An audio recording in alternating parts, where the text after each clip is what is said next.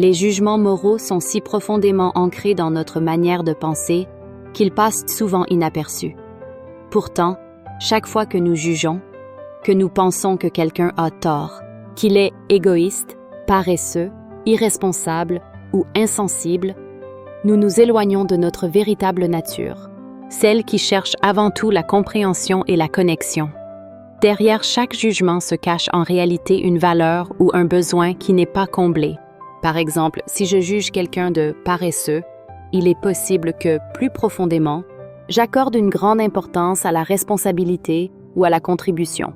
Mon jugement parle alors de moi, de ce qui compte pour moi, plus que de l'autre.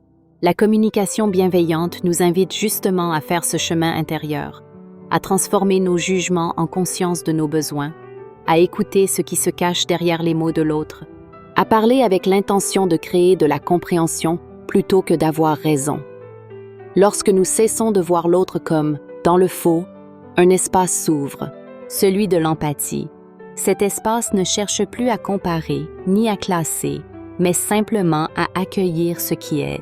Et dans cet accueil, la relation se transforme, car au fond, chacun agit toujours pour nourrir un besoin universel.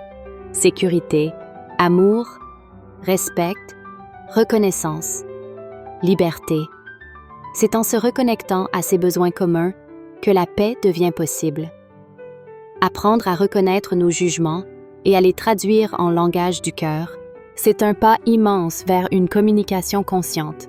Ce n'est pas un exercice de perfection, mais un retour à notre humanité. Si cette vidéo vous a plu, n'hésitez pas à aimer la vidéo ou à la partager. Merci de faire partie de cette belle communauté.